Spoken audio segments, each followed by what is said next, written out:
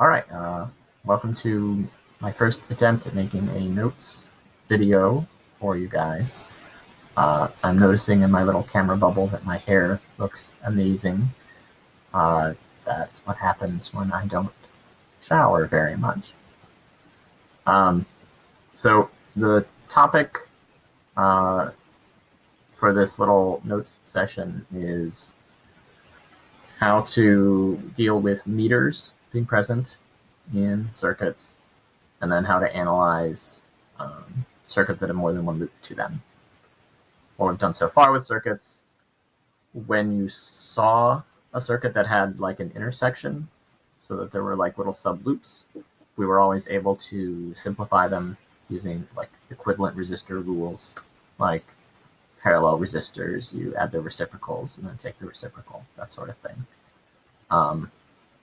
But there's another way that you can also solve that kind of problem, and sometimes you have to use this other method. So I'm going to talk about that some too. But first, we have meters. There's basically two types of meter that you're going to need to be familiar with, which are the voltmeter and the ammeter. The voltmeter measures volts, and the ammeter measures amps. So voltmeter for potential difference. Specifically, it checks the potential difference between the two probes of the meter. And I have some diagrams I'll show you in a second. So one thing that means is that if you put, say, the black probe on your multimeter on something that you know has a fixed voltage of 0, like if it's grounded, for example, then you know V equals 0 there. Then you can use the meter to get absolute measurements of potential. Wherever you put the red probe, as long as the black probe is grounded, you're getting an absolute potential measurement. But otherwise, what the meter is really doing is checking the potential difference between the two probes. So if neither one of them is grounded, you can't tell what is V at a specific place. All you can tell is the delta V between the two places where the probe's been placed. Okay, so that's for a voltmeter. Ammeters measure current, and in order to measure that current, the current has to flow through the meter. You can't measure current indirectly, at least not very well. You need like extremely precise magnetic field measurements for that, and that is not practical. So basically, the current has to flow through the meter, and then it just tells you, hey, this is the amount of current that's flowing through me. So obviously, you again need two probes. Current will enter through one of the probes and leave through the other one. So any electrical measurement you make, there's always going to be two probes involved. You will occasionally see mention of a device called a galvanometer. That is an old-timey name, the very, very first quantitative instrument for measuring electrical activity. It's called a galvanometer, named after Galvani, the same person who invented the, I was going to say galvanic pile, but that's not right, voltaic pile. So I can't remember. But Galvani was another early electricity pioneer, and the galvanometer is named after him. So if you see a galvanometer mentioned, they're going to be telling you somewhere in the question whether it's being used for measuring currents or voltages. You could calibrate it for either one. Technically, all meters, even like a digital multimeter like we've used in class, all they ever really measure is potential differences. So for example, what's really going on in a ammeter is that the meter has a resistor inside it, and they know the value of that resistor super well. So when the current flows through the meter measures the potential difference between the two sides of that resistor, and then it can calculate the current that must be flowing in order to produce that potential difference. So all of our electrical measurements really are coming from potential difference measurements ultimately. But anyway, so you may see that word galvanometer. And then I want to emphasize what it says in the asterisks here, and the next couple slides are about this too. In order to measure anything with a meter in the circuit, you have to put the meter into the circuit. You have to make contact. But the meter itself is an electrical device, which means that when you put it into the circuit, you're changing the circuit. So like you're adding more resistance, or you're putting a parallel pathway in, or something like that. And that means that it changes the behavior of the circuit. You want to measure what the circuit is doing, but the very act of putting a meter in to measure what it's doing is going to change what it's doing. And so the design of the meters tries to minimize that. But it's important to be aware that that always is going to happen. So let's talk about voltmeters first. So I have both a cartoon and a circuit diagram, both showing the right way to connect a voltmeter. The cartoon is based on our digital multimeters at AMSA. So the third port on them is the common port, and you can think of that as like the ground or zero. And then the voltmeter probe is the port for the voltmeter is the fourth one. So that's why I've got those circles marked. So like if I want to know what's the potential difference across this resistor, I have a battery and a resistor, and I would just clip my probes onto either side of the resistor like this. That way the meter can sense the potential here and the potential here and compare them to get the delta V. And in a circuit schematic, that would look like this. So the first thing to note there is that the voltmeter is connected in parallel. If you do not connect your voltmeter in parallel, it is not going to work correctly. Oh, I ducked my head out of the bubble, sorry. All right, connected in parallel.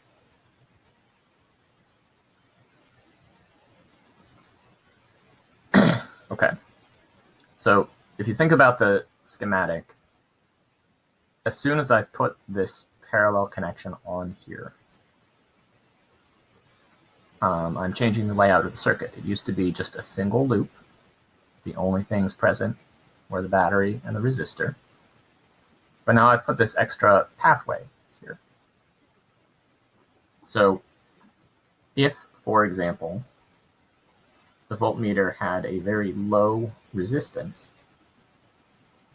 putting the meter on would dramatically lower the equivalent resistance of the circuit, or the total resistance of the circuit. Current that's coming out of the battery would just, almost all of the current would take this shortcut around the resistor, basically. And consequently, the amount of current flowing through the resistor would drop. If the amount of current flowing through the resistor drops, that's going to change the potential difference of the resistor as well. So when you connect it in parallel, this will reduce current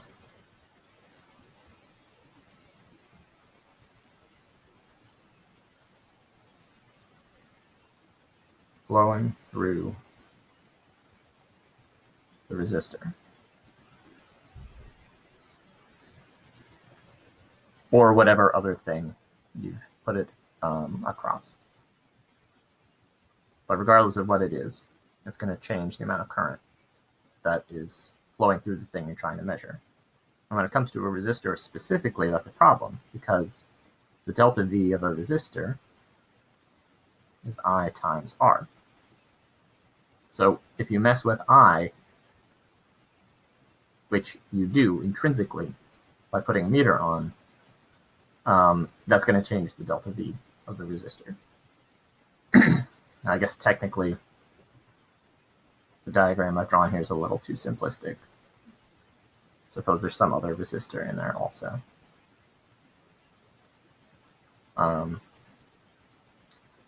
But again, adding this path is going to reduce the current that flows through the resistor. If I reduce the current, then I reduce its potential difference as well. So the way to minimize that problem is to make sure that the meter has an extremely large resistance. Typically the resistances of voltmeters are in the millions of ohms. So that even when you do connect it in parallel across your resistor, it doesn't make much of a difference. So if this path has a very high resistance, the amount of current flowing through the resistor here is not really going to change, at least not dramatically. And that means that I'm still getting a pretty accurate measurement of what the potential difference was before I connected the meter. So voltmeters have very high resistances. That's the end result of this. They are designed deliberately to have really high resistances. Okay, what about an ammeter? Again, I've drawn you a cartoon version and a schematic. Because an ammeter needs to have the current flowing directly through it, you have to put it in series with whatever the thing is that you want to know about the current for. So if I want to know how much current flows through my resistor, the only way to measure that is to put the meter in series with it. Since they are in series, I know that they have the same amount of current as each other. So you just put the meter in series, and then the meter can tell you how much current flows through itself, and then you know that the resistor has the same amount. So, first thing to note here, connected in series.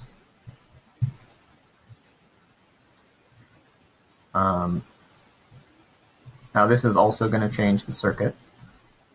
I think it's a little bit easier to understand what the effect is going to be in this case. I just put another thing in series with the resistor. That's going to increase the resistance of the circuit. And if I increase the resistance of the circuit, especially when there's only one loop, it's pretty clear that that means the current is going to go down. So I wanted to measure the current flowing through the resistor, but the act of putting a meter into the circuit changes the amount of current that flows through the resistor.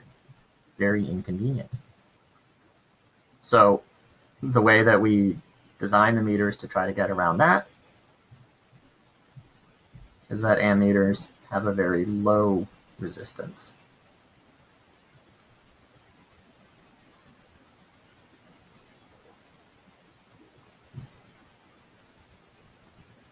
As long as the meter's resistance is dramatically smaller than the resistance before you were to connect it, then it's not going to have a big effect on the amount of current flowing, and that allows you to be confident in the measurement, basically. Now, the fact that an ammeter has a very low resistance, this is why there are so many cautions about making sure that you connect the ammeter the right way. It's also why, as you can see in the cartoon, and as you hopefully remember from the lab equipment, that you have to put the probes in different ports on the meter. So if you're connected to the left or the rightmost port, there's very high resistance between the COM and this port, because that's the voltmeter port. But there's very low resistances between these two ports and the COM. So if you have the meter wired this way, but you accidentally connect it in parallel instead of in series, so let me flip back to the other diagram. If I placed an ammeter in this location instead of a voltmeter, again, the ammeter has a really low resistance. So essentially all of the current which reaches this junction is going to choose to go this way through the meter. And you can get really large amounts of current flowing through the meter that way, and it is easy to damage meters if a really large amount of current flows through them. So that's why there's all those precautions in place. You have to use a different port. If you connect things the wrong way and have the dial in the wrong place, it beeps at you to let you know you're in danger of damaging the meter. So that's the thing you need to be most careful about at this level, at least when you're working with circuit equipment. Okay, so summary of those two ideas. Voltmeters must be connected in parallel, and they have very high resistances. Ammeters should be connected in series, and they have very low resistances. This does come up in the AP exams from time to time. They'll give you, a circuit schematic, and it could be that one part of the FRQ is, draw a voltmeter into the diagram for us. Suppose you wanted to measure the potential difference, across resistor 4. Draw a voltmeter into the diagram to show us how you would do that. Well, you need to know in a question like that voltmeters have to be connected in parallel across the thing that you want to measure.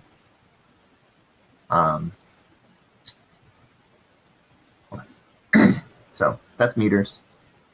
Let's talk about multi-loop circuits. There's basically two ways that you can analyze them, at least two ways that we teach at this level. One of them you've already been dealing with.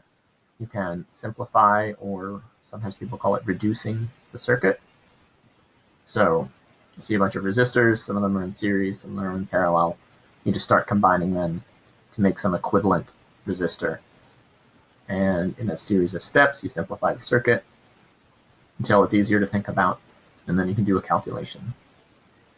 So the pros of that method over using the loop and junction rules is that you don't have to solve a system of simultaneous equations. It's always nice to be able to avoid that. It's also pretty easy to think about, just conceptually. But on the minus side, if you solve a problem this way, it can get very tedious, especially if you have to backtrack. So you've simplified a circuit down to just one resistor, but if what you really wanted to know was like the current or potential difference for one specific resistor in the original diagram, you might have to carry your calculations back through a bunch of your intermediate diagrams. And you've already seen some problems that were like that in the unit that we were doing before circuits, about just how capacitors work and how resistors work and current and power and that sort of stuff. So it can be tedious, basically.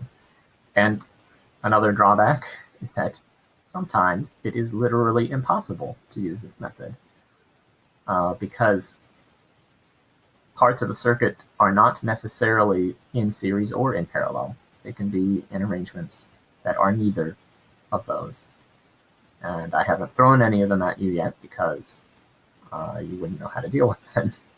But it's possible, and I'll show you an example of that on the next screen. So the other method that you can use is applying Kirchhoff's rules. Kirchhoff's loop rule we've already talked about, and Kirchhoff's junction rule we briefly talked about when we were studying current directly. It's basically a current conservation idea. So the strong points of this method is that it always works. It's very reliable, and you basically follow the same process every single time. So if you like just having like a single method and you know that you can always do this and it's always going to work, then you may like this method. But on the on the other side of the coin, it is sometimes really, really slow and kind of like,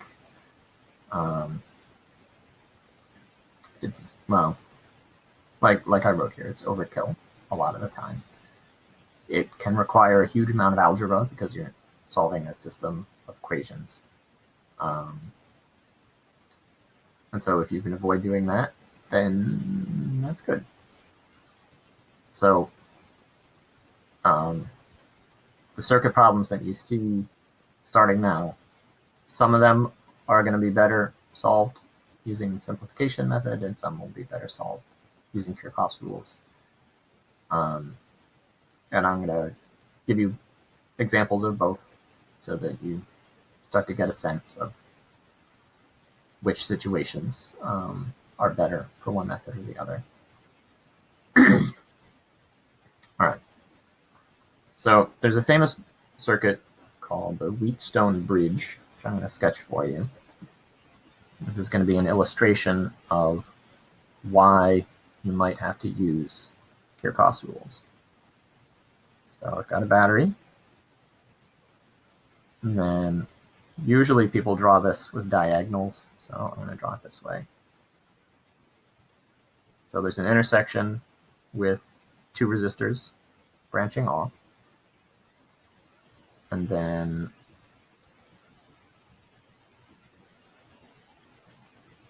I come back together again like this. And so far, it is not tricky. All I've done is drawn two parallel paths, and each path has two resistors on it. But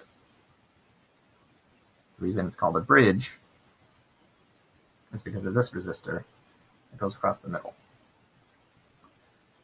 So what's going on now cannot be simplified.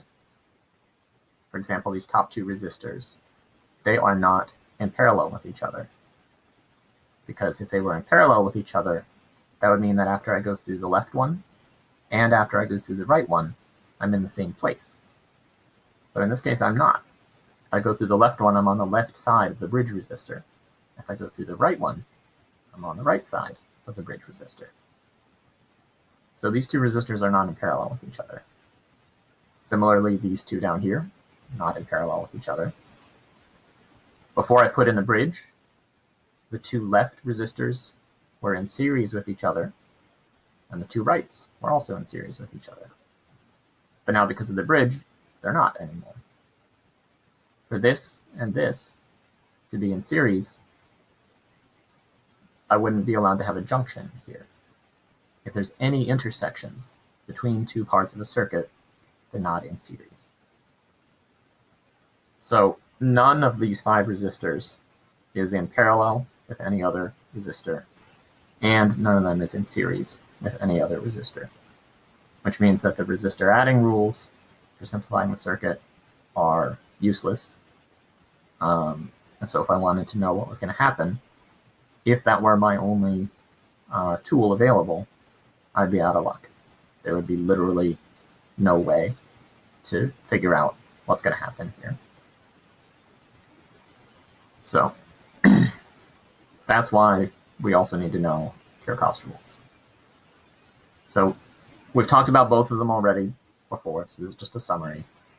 The loop rule says that if you follow any complete loop through a circuit, the sum of all the potential differences you encounter needs to be zero. This is basically a conservation of energy rule. It says that if you start in one place and you go around and come back to where you were, you can't have a different amount of potential energy than you did the last time you were there. That would be a violation of the law of conservation of energy. So because you have to have the same amount of potential energy you did before, the delta V's must have added up to V0. The junction rule says that if you were looking at a specific junction or a node or an intersection, if you look at all of the amounts of current that are flowing in and out of that place, they have to add up to zero. So you could write that again with a sum, or you could write it in this style, like the current coming in and the current going out are equal. But either way, this is also a conservation rule, but it's like conservation of charge instead. It says if a certain amount of charge is flowing into this spot, then the same amount of charge has to also flow out. Otherwise, the amount of charge would be changing. And then I also put this reminder here that because we're now looking at circuits with multiple loops in them, the amount of current you see is not going to be the same everywhere. For things that are in series, same amount of current. But not everything is going to be in series now, and that means that they will not necessarily have the same current. All right, so this is the last bit. This is an example. I do want to point out that this specific example would probably be easier to solve by reducing it. And I did that kind of on purpose. I have, after the battery, I have these two parallel resistors, R1 and R2. And then after that parallel section, I have a third resistor, R3, when I get back to the battery. So I could very easily find the total resistance of this pair, the parallel section. And then I could say that that equivalent resistor is in series with R3. That would allow me to find the current produced by the battery. I know the current in the battery must be the same as the current in R3, because the battery and R3 are in series. And then that current, whatever it is being split between R1 and R2. Some of it flows this way, some of it flows this way. But the proportions would be easy to work out because I know the R values. So for this particular circuit, that's probably actually the better way to solve it. But I want to illustrate a Kirchhoff's rules setup instead. So I'm going to name some currents. This circuit has 3 branches to it. I use green arrows for this. So I know that there's some current that flows through resistor 1. I'm going to call that current 1. There's going to be some different amount of current that flows through resistor 2. I will call that current 2.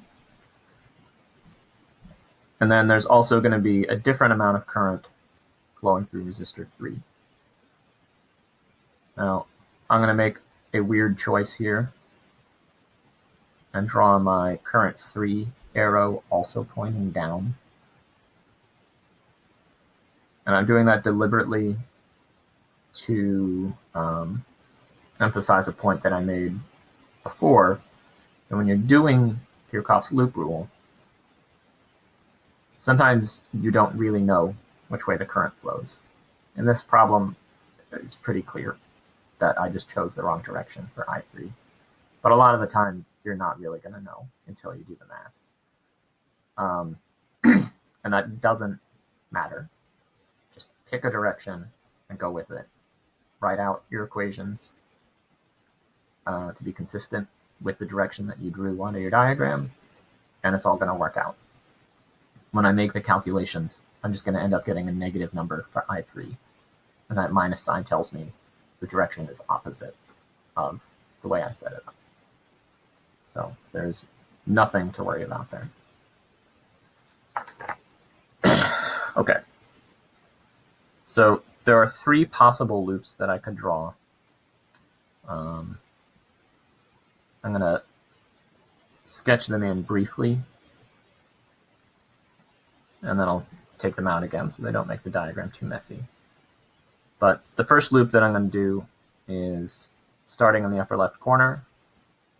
I'm just going to go the whole way around the outside in a clockwise direction like that. That's the path I'm going to follow. So for that loop, I'm going to put my 0 equals first. As I trace through that loop, the first thing I see is the battery, and I'm going through the battery like in the right direction. So here's right E.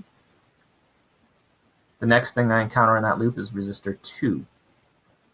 And I'm going through resistor 2 in the same direction as the current arrow. So that means I need to write minus I2 R2. The next thing that I encounter on this loop is resistor 3. And I'm going through resistor 3 in the opposite direction from the current. So I'm going to put plus I3 R3. And that is my first loop. So, get rid of that. There are 2 more loops that I could do. One of them is on the left side and one is on the right side. Let's do the left one first. I'm going to start in the same place as before, and I'm going to go clockwise again.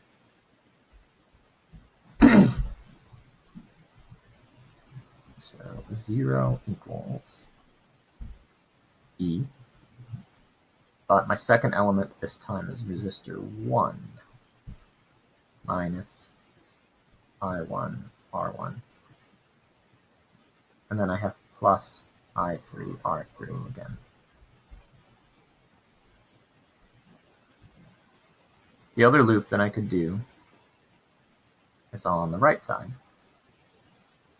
I'm going to stick with going clockwise, but it doesn't really matter. So starting in the upper left of this loop, the first thing I encounter, my 0 equals, first thing I encounter is resistor 2, going in the same direction as current 2, so minus I2 R2. And after that, I encounter resistor 1, and I'm going through resistor 1 uphill against the current, so I say plus I1 R1. Now the first thing that I want to point out here is that these 3 equations I wrote are not all independent of each other. And that's something that's going to happen anytime you're doing a Kirchhoff problem. If you write out every single possible loop rule, at least one of them is going to be redundant. In this case, if I were to take the first 2 equations and subtract them from each other, I would get this. So if I subtract them, the e's go away. And I would still have I2 R2, which is here. When I subtract this, it would become positive, but I have the I1 R1 term. But these terms, the resistor 3 terms, those are going to go away when I subtract them. So this third equation is just, could also be gotten by subtracting the first 2 loops. A lot of the time, you're not necessarily going to know which loops are going to be useful. Sometimes you'll have some sense of it, and sometimes you won't. So personally, I usually just write them all out, and then when I start thinking about the algebra that I want to do, that's when I decide which ones I'm going to use. All right, so anyway, those are my loops. And I need to write statements for the junctions. I'm going to take away my little loop arrows. This circuit has 2 junctions, one at the top and one at the bottom. I'm going to call the upper one junction X, and the one at the bottom junction Y.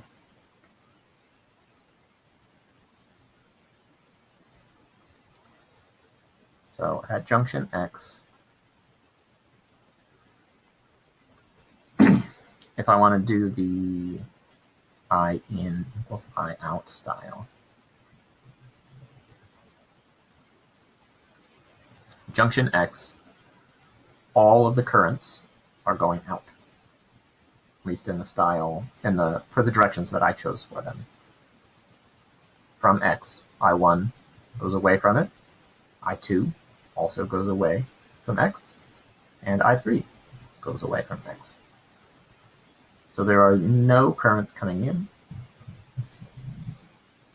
but I1, I2, and I3 are all going out. Conversely, at junction Y, all three currents are going in,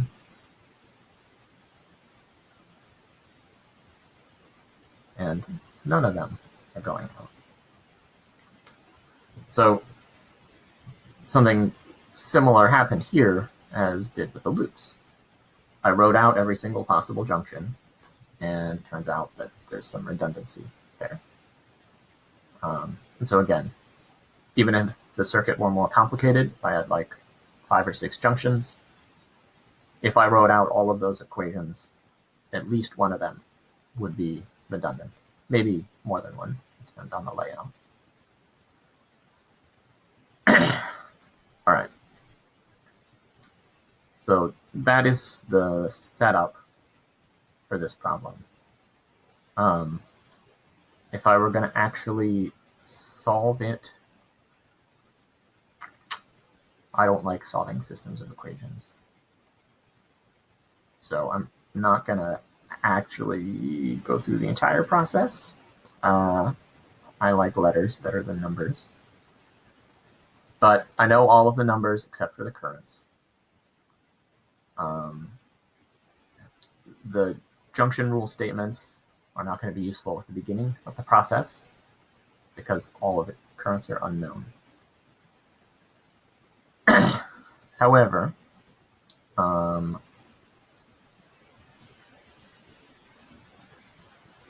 between, say, this, man, I hate systems of equations. All right, maybe I should actually do it.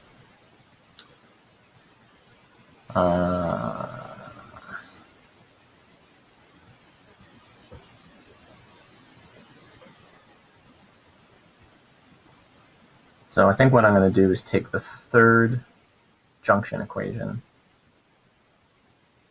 and I would isolate one of the currents. Let me change colors. Just do it in there. So I'm going to isolate one of the currents in that third loop statement. So for example, I1 is equal to I2 times R2 over R1.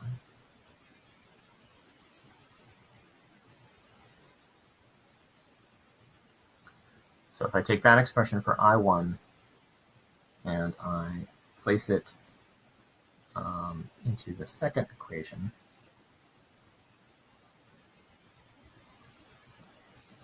now that equation has I2 and I3 in it.